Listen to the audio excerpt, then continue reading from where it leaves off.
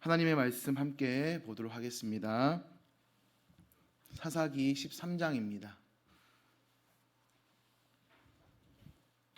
구약성경 사사기 13장 1절부터 18절까지 한 절씩 교독하겠습니다.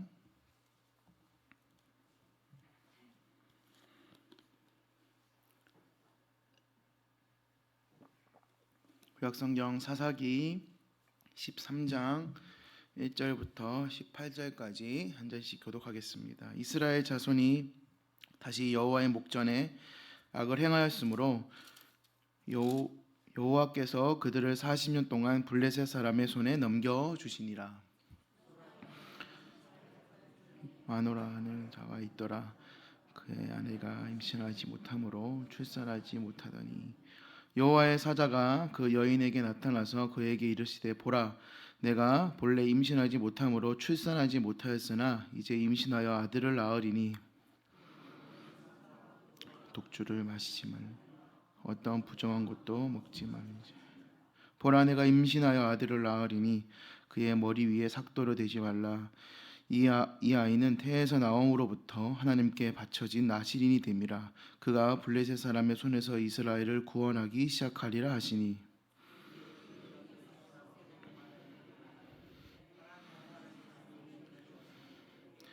하나님의 사자와 용모 같아서 심히 두려워하므로 어디서부터 왔는지를 내가 묻지 못하였고 그도 자기 이름을 내게 이르지 못하니하였으며 그가 내게 이르기를 보라, 내가 임신하여 아들을 낳으리니 이제 포도주와 독주를 마시지 말며 어떤 부정한 것도 먹지 말라. 이 아이는 태에서부터 그가 죽는 날까지 하나님께 바쳐진 나실인이 됨이라 하더이다 하니라. 주여 구하옵나니 주께서 보내시던 하나님의 우리에게 다시 오게 하사 우리가 그 나라에게 우리에게 가르치소서 하사오니 하나님이 마노아의 목소리를 들으시니라. 그 여인이 밭에 앉았을 때 하나님의 사자가 다시 그에게 임하였으나 그의 남편 마노아는 함께 있지 아니한지라. 보소서, 전일에 내게 오셨던 그 사람이 내게 나타났다이가. 마노아가 일어나 아내를 따라가서 그 사람에게 이르러 그에게 묻되 당신이 이 여인에게 말씀하신 그 사람이니까 하니 이르되 내가 그로다 하니라.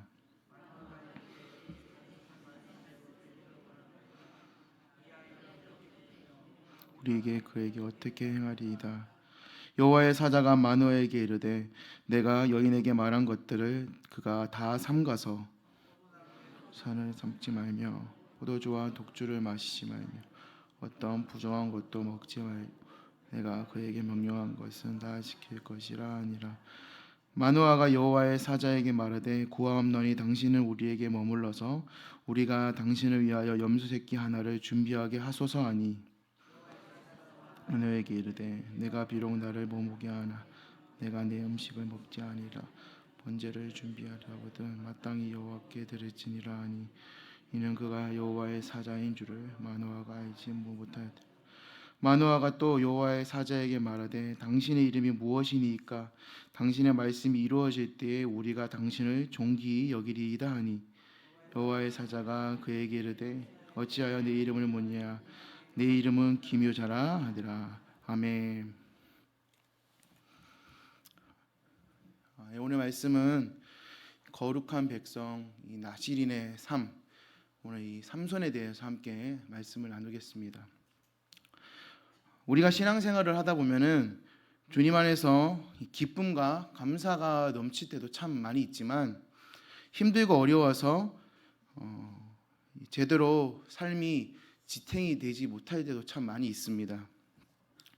우리가 예수님을 주님이라고 고백을 합니다. 하지만 사실은 주님이라는 것은 내가 내 삶의 주인이 바로 예수님, 하나님이란 뜻으로 주님이라고 고백을 한다는 뜻입니다. 그런데 사실은 내 삶의 주인은 주님이 아니라 예수님이 아니라 내가 되는 경우가, 내 자신이 되는 경우가 참 많이 있습니다. 그리고 하나님이 내 삶의 주인이 되어서 왕좌에 계시는 것이 아니라 내가 내 삶의 주인이 되어서 왕좌에 올라가서 내가 하고 싶은 대로 하는 경우가 참 많이 있습니다. 그래서 믿는다고 하면서도 철저히 내 위주로 내가 하고 싶은 대로 내 원하는 대로 사는 경우가 참 많이 있습니다. 그래서 내가 모든 것을 내가 예수 그리스도를 믿는다고 하면서도 주님의 뜻대로 결정하는 것이 아니라 결국은 내가 원하는 대로 그 결론이 내려지는 경우가 참 많이 있습니다. 그래서 그것이 삶이 형통하게 되는 것이고 삶이 완전하게 되는 것이라고 착각하는 경우가 참 많이 있습니다. 내가 좋은 대로 살아가는 것이 정말 잘 되는 것인가? 여러분 한번 돌아보셔야 되는데 결국은 우리가 그 삶과 그 인생을 돌아보면은 나중에 돌아보면은 후회하는 경우가 참 많이 있다는 것이죠. 그러다 보니 삶이 쪼이고 기쁨과 평안이 사라지는 경우가 참 많이 있습니다.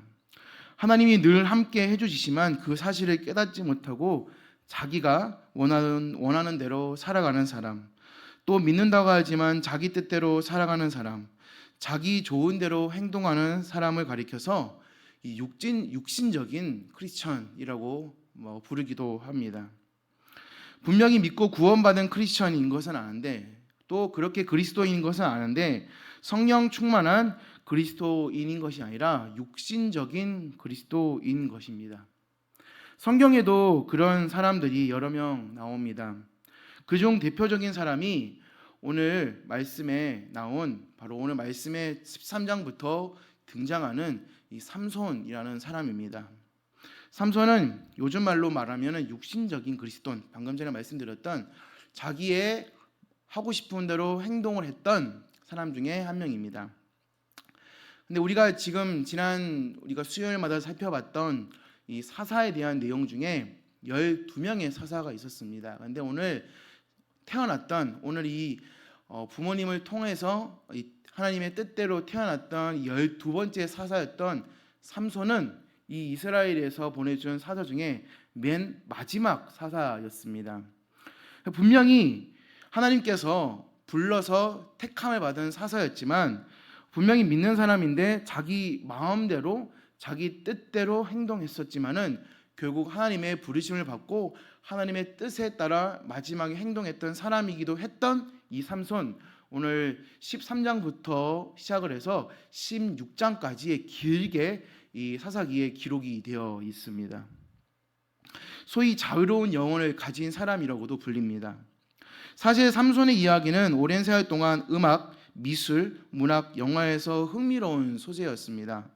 삼손을 주인공으로 한 작품들이 많이 있습니다. 신라권이라는 내용을 쓴 유명한 영국의 시인인 밀턴이 고뇌하는 삼손이라는 비극적인 희곡을 썼다고 합니다.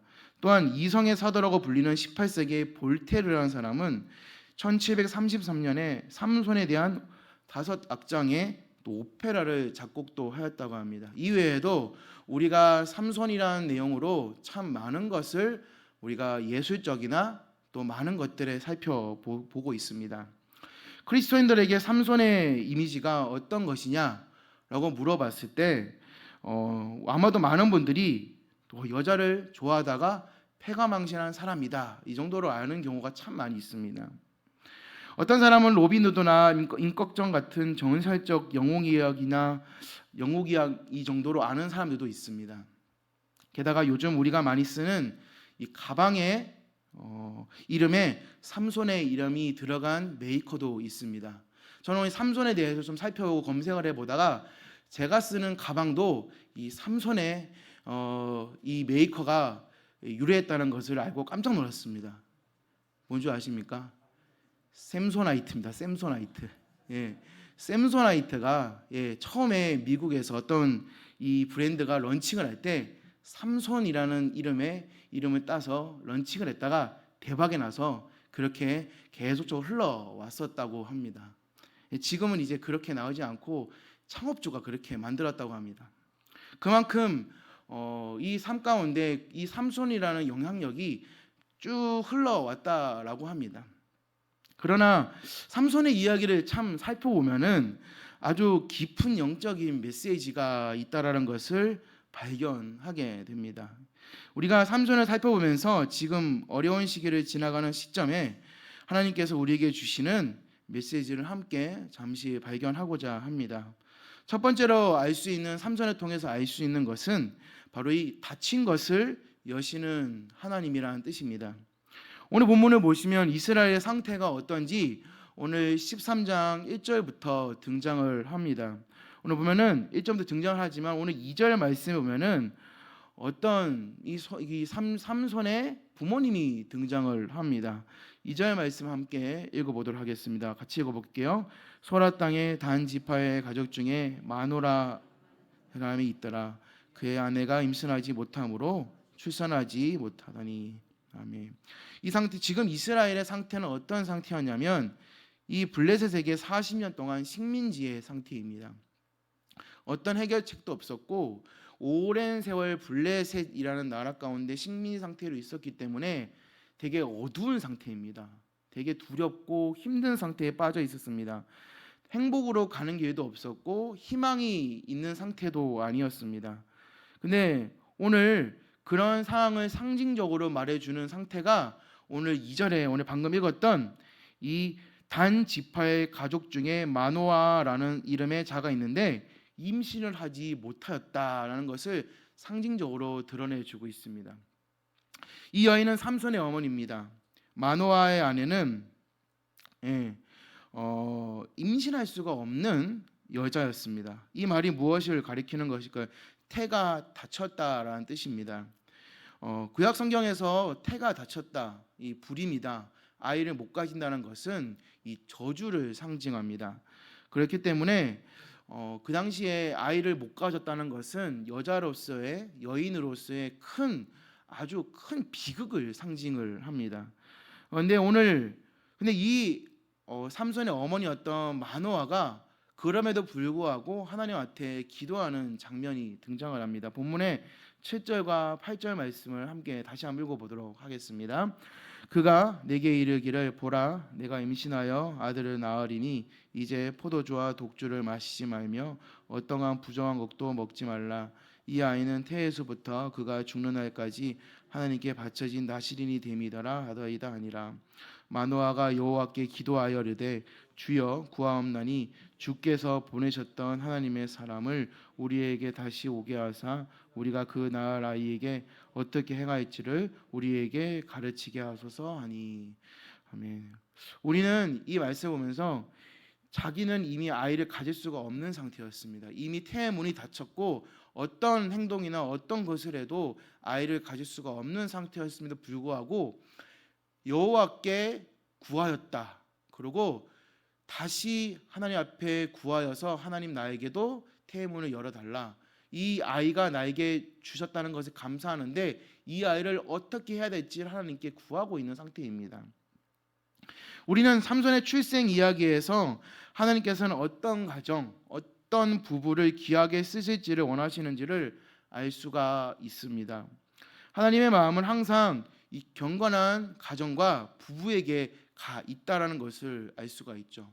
분명히 오늘 사사기 13장에는 삼손이 어떤 행적을 했고 어떤 일을 했다는 것은 나와 있지 않고 이 삼손의 부모님 어떻게 태어난지에 관한 것만 나와 있습니다. 그러나 그걸 통하여서 이 삼손이라는 사사가 어떻게 이스라엘에 등장을 했고 등장한 것 자체가 어떻게 대단한지에 대해서 이 처음부터 나타내주고 있습니다. 그런데 앞서 나타난 11명의 사사에서도 태어난 것부터 기록을 한 이 사사는 잘 등장하지가 않습니다. 그런데 오늘 이 삼손의 이 등장부터 보면은 본인 어머니가 이 자체가 아이를 낳을 수가 없는데도 불구하고 하나님께서 태의 문을 열어주시고 이 태어난 것 자체가 되게 엄청난 큰 축복으로 태어났다는 사실을 오늘 말씀해 주고 있다는 사실이죠. 그래서 우리가 사무엘 선지자는 또 어떻게 태어났습니까? 사무엘 선지자도 기도하는 한나를 통하여서 태어난 사람이고요. 또 세례 요한도 경건한 가정에서 태어났습니다. 사가랴와 엘리사벳도 오랫동안 아이가 없었지만은 경건하게 하나님을 섬겼던 사람이었죠. 또 예수님은 어떤 분이셨습니까? 예수님은 인간의 몸으로 오셨지만은 인간의 몸이었던 당대 아주 착하고 의로운 요셉과 마리아의 가정에서 태어나셨습니다. 요셉이 얼마나 거룩한 사람이고 마리아가 얼마나 경건하고 순종한 여인이었는지 성경에서 증거를 하고 있습니다. 당시 하나님께서는 평범하지만 아주 굉장히 경건하고 순수한 부부를 통하여서 구주 예수님이 또 그곳에서 그 가정에서 어린 시절을 보내게 하시고 인간으로서 귀한 삶을 보내게 하셨다는 것을 성경은 기록을 하고 있습니다. 오늘 우리가 사사기를 묵상을 하면서 특별히 이번 한 주간 우리가 고난 주간을 보내면서 또 예수님의 고난을 묵상하면서 내 생각, 내 의지, 내 신앙은 잘 되지 않고 우리 가정은 또 내 삶의 내 신앙은 잘 되지 않는다고 생각하지 마시고 그 너머에서 일하시는 주님의 놀라우심을 기억하는 우리 모두가 되시기를 바랍니다. 저는 오늘 이 13장을 묵상을 하면서 이 어떤 생각이 들었냐면 영웅의 탄생인가? 영웅이 와가지고 영웅의 탄생의 조건이 이런 것인가? 이렇게 한번 좀 만화같이 한번 생각을 해 보았습니다. 근데 이 이스라엘에 왕이 없었고 계속적으로 이스라엘은 죄를 지었고 그때마다 하나님께서는 16장까지 사사를 보내주셨습니다. 근데 그럼에도 불구하고 이스라엘 백성들은 정신을 못 차리고 계속 죄를 짓고 있죠. 마찬가지입니다. 이스라엘에 사사를 보내셔서 하나님의 일을 하게 하셨던 주님의 놀라우심이 우리의 삶, 나의 삶 속에도 이루어질 수 있기를 간절히 바랍니다. 그렇다면 우리가 오늘 계속적으로 말씀하고 있는 두 번째로 나시린이었던 삼손은 과연 누구일까요? 그래서 오늘 이 두 번째로서 우리가 오늘 살펴볼 수 있는 것은 그는 태어날 때부터 나시린인으로서 구별된 사람으로 등장을 합니다. 그는 아버지인 단지파의 마노아라는 사람인데 그들에게는 자녀가 없었다라고 말씀을 드렸죠. 특이한 것은 그의 아내가 한매처럼 하나님께 부르짖어 간구하지도 않았는데 하나님께서는 천사를 보내셔서 하나님의 천사가 마노아의 아내에게 나타나서 아이를 낳을 것이라고 말씀을 해 주셨다라는 뜻입니다. 내가 지금 힘들어요. 내가 지금 아이가 없어. 내가 지금 아이를 가져야 되게 힘든 상황입니다. 하나님 아이를 주세요. 이게 아니라 천사 나타나가지고 너에게 아이를 낳게 해 주실 것이다 라는 하나님의 명령을 전달해 주었다는 사실입니다. 오늘 본문의 4절과 5절 말씀을 다시 한번 읽어보도록 하겠습니다. 그러므로 너는 삼가 포도주와 독주를 마시지 말며 어떤 부정한 것도 먹지 말지니 보라 내가 임신하여 아들을 낳으리니 그의 머리 위에 삭도를 대지 말라. 이 아이는 태에서 나옴으로부터 하나님께 바쳐진 나시린이 됨이라. 그가 블레셋의 손에서 이스라엘을 구원하여 시작하게 하시니. 보통 나시린은 자기가 기간을 정하여 머리카락을 자르지 않고 포도주와 독주를 마시지 않고 또 시체를 만지지 않고 자기를 정결하게 하는 기간을 거칩니다. 그래서 보통 우리가 어떤 영화나 어떤 사파나 그림을 볼 때 삼손이라는 어떤 그림을 봤을 때 삼손이 어떻습니까? 되게 머리가 길고 되게 아주 그냥 멋진 사람으로 등장을 합니다. 그렇기 때문에 머리가 긴 사람이고 머리를 기르는 사람 남자들한테 보통 삼손이라고 부르기도 하는 것들을 볼 수가 있습니다. 마찬가지입니다. 근데 여기서는 오늘 읽었던 4절과 5절의 말씀에는 한 개의 명령과 두 개의 약속이 등장을 합니다. 먼저 이 명령은 무엇입니까? 그의 머리 위에 머리에 칼을 대지 말라라는 뜻입니다. 그 이유는 첫 번째는 이 아이는 태에서 나옴으로부터 하나님께 바쳐진 나시린이 되었다라는 뜻이죠. 두 번째는 그가 블레셋 사람의 손에서 이스라엘을 구원하기 시작하였다라는 뜻입니다. 아이가 태어나기도 전이고 이미 뱃속에서 나오기도 전이고 임신하기도 전인데도 불구하고 이 아이가 벌써 나시린으로 구별이 되었고 이 아이가 지금 너희 이스라엘 백성들 이 블레셋에서 수십 년 40년 동안이나 압제를 당하고 있는데 네가 임신한 그 아이가 너희 백성을 구원할 것이다라는 것을 이미 말씀을 하고 있다는 뜻입니다. 아마 이 이야기를 들었을 때 지금 내 뱃속에 아이가 없는 상태에서 이 얘기 들었을 때 아마 못 믿었을 수도 있을 것 같습니다. 내 뱃속에 아이도 지금 없을 것이고 분명히 하나님께서 말씀하셨으니까 분명히 그렇게 될 거라는 믿음은 있었겠지만 이 아이가 언제 자라서 언제 우리 백성을 구해서 언제 우리를 해방시켜 줄 것인가, 아마 되게 좀 긴가민가 했을 수도 있을 것 같았습니다. 이처럼 하나님은 삼손이 태어나기도 전부터 그의 인생에 개입하시고 그를 이끌어 주셨습니다. 마노아 부부는 잉태하여 아들을 낳으면 그의 아들의 머리털을 깎지 말아야 했습니다. 머리털은 순결을 의미하였고 신앙의 순결을 지키도록 도와야 했습니다. 그 외에 하나를 더한다면 시체를 멀리해야 했습니다. 또 사망 권세에 시달리지 말아야 했습니다. 어머니는 또 이 아이를 그렇게 순결하고 구별된 나실인으로 키워야 했습니다. 나실인으로 구별을 하다의 바치다의 뜻으로 구별된 일정 기간 하나님께 바쳐진 그 시간들이 바로 오늘 성경에서 말하는 그 모습으로 나타난다는 뜻입니다. 삼손은 평생 하나님께 바쳐진 사람입니다. 나실인은 사명이 있습니다. 삼손의 사명은 이스라엘을 압제하는 블레셋 사람의 손에서 이스라엘을 구원하는 것이었죠. 아마 제가 그런 모습으로 인간으로 태어났다면 엄청 부담스러웠을 것 같습니다. 태어났는데 네가 우리를 구원해 줄 사람이니까 빨리 자라서 우리를 구원해 달라. 빨리 자라서 블레셋 저 사람들을 좀 쳐 없애 달라. 그랬으면은 태어났을 때부터 엄청난 압박에 시달리지 않았을까? 그런 생각이 좀 들 것 같습니다. 그런데 하나님은 참으로 은혜로우신 분 같습니다. 하나님 이스라엘을 일방적으로 사랑하시는 참 좋으신 하나님이시고 오늘 이 말씀을 통하여서 이스라엘과 그 선택된 백성을 참으로 보호하시는 분이라는 것을 느꼈습니다. 참 삼손은 이스라엘의 이 마지막 사사로서 태어날 때부터 하나님의 계획하심에 의하여 태어났습니다. 성경에 이 4장에 걸쳐서 그의 이야기가 기록이 되어 있을 정도로 그는 하나님께 관계를 유지해 갔던 사사였습니다. 물론 유혹을 당하기도 하였고 자신의 힘과 화를 못 이겨서 사람을 죽이기도 하였고 또 그거는 우리가 앞으로 14장, 15장, 16장에서도 계속 살펴보게 될 것이지만은 하나님을 위한 거룩한 백성, 나실인의 모습을 지키기 위한 자기와의 처절한 투쟁이었습니다.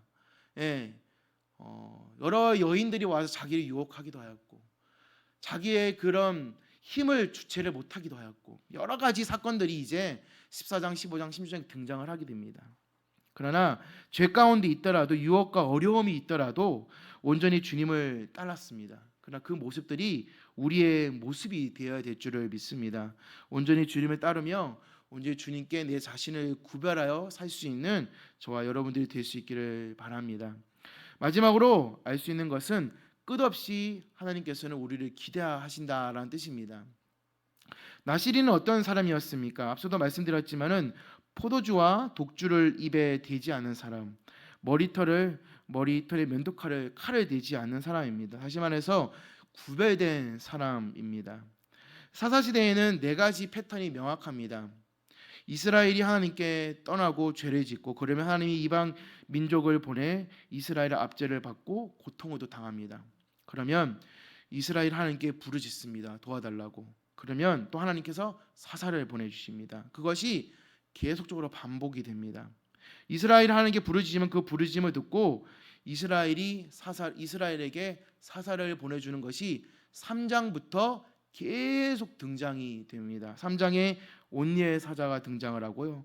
4장에 드보라가 등장을 하고 6장에 기드온이 등장을 하고요. 10장에 이스라엘이 암몬 때문에 주님께 부르짖었을 때 입달을 보내주셨습니다.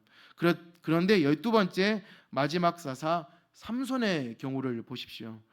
영적으로 바닥일 때 이 블레셋에게 압제를 당하고 있을 때 바로 이스라엘 그 고통 속에서 하나님께 부르짖었다라는 기록이 나오지가 않습니다. 신앙생활에서 영적으로 바닥을 치고 내려가면은 우리가 하나님을 찾고 하나님 내가 지금 상황이 이러니까 내가 기도를 해야 됩니다. 예배를 드려야 됩니다. 내가 내가 원하는 내가 예배 드려야 되는 장소가 없으면 내가 지금 있는 이 자리에서도 기도를 해야 되겠습니다라는 내 모습이 나타나야 되는데 그런 상황이 되지가 않는다는 뜻입니다. 그렇다면 그러면 아무리 하나님이 연단하시고 훈육하시고 징계해도 전혀 깨닫지 못한다라는 뜻입니다. 이게 영적으로 바닥을 치고 있다라는 뜻이죠. 지금 이때가 지금 이스라엘 백성들에게 왔다라는 뜻이죠. 아무리 힘들어도 그중 주님 앞에 부르짖는 사람이 없는 때가 온 것입니다. 오늘 사사기 13장이 지금 이때가 온 것입니다. 이런 상황까지 내려가면 공동체가 영적으로 극도의 침체가 오게 됩니다. 어떤 사람이라도 내가 지금 우리 공동체가 우리 교회가 내 모임이 나의 삶의 내 가정이 내 스스로가 하나님을 찾아야 됨에도 불구하고 찾지 않는다. 찾아야 되는데 찾지 않는다는 그 모습이 지금 교회에서나 죄를 많이 짓는 내 삶 가운데 있음에도 불구하고 찾지 않는 모습이 오늘 등장합니다. 교회를 다니지만 아무런 영적인 기쁨도 감사도 없고 그런 다니는 모습입니다. 교회 안에서 누군가에게 상처받은 나머지 교회를 떠날 수도 있는 뜻입니다. 오랫동안 예배 또 그런 모습도 없이 한번 교회를 나오지 않기 시작할 때 가난한 성도가 될 수밖에 없습니다. 그게 오늘 사사기 13장의 이스라엘 백성들의 모습이죠. 이런 영적인 바닥인 상태의 이스라엘을 보시고 하나님께서는 지금 어떤 것들을 하십니까? 구원자 사사를 보내시고 또 너희 백성들을 구원하시겠다라는 약속을 하십니다. 아무도 부르짖지 않는데 하나님 혼자서 내가 사랑하는 너희 백성들을 내가 살리시겠다 말씀합니다. 오늘 그 뜻이 오늘 불임의 가정에 아이를 갖지 못하는 마노아 가정에 아이를 주시겠다라고 말씀하시는 것이죠. 4절에 보면은 가장 거룩한 사람 나신이 되어야 한다는 것입니다. 우리가 지금 하나님께서 무엇을 측량할 수 없는가를 말씀드리는 것입니다. 우리는 그분과 그분의 사랑, 하나님의 사랑을 측량할 수가 없는 것이죠. 우리가 하나님께서 나를 사랑하시는 것, 우리를 사랑하시는 것을 우리는 측량할 수가 없는 것입니다. 여러분 각자가 내가 여기서 하나님의 부름을 받고 예배자의 모습으로 각자 나와 있는 이 사실이 얼마나 놀라운 것입니까? 새벽에 나와서 기도하고 수요 금요 모든 주중의 예배, 주일날 예배 나와서 기도하며 목장 모임을 하며 우리가 신앙의 모습들을 나누는 것은 무한하신 하나님의 능력이 작동이 된다는 사실을 우리가 깨닫기를 간절히 바랍니다. 우리가 그 이름을 부르며 기도할 때 알아야 할 것이 반드시 있습니다. 내 앞에서 내 입에서 이 사람의 이름이 기도로 나올 때 그 사람의 이름이 바로 이 생명책에 기록이 된다라는 사실입니다. 우리가 이 전도하는 사람 또 전도의 대상자를 위해서 기도할 때 우리가 그 무한하신 하나님의 사랑이 바로 쏟아지게 됩니다. 오늘 말씀에는 이 사사 삼손이 이 태어난 과정과 나신인의 삶에 대해서 함께 저는 묵상을 해 보았습니다.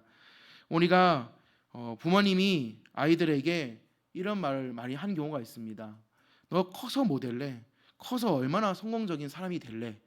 또 이런 말을 많이 하는 경우가 있습니다.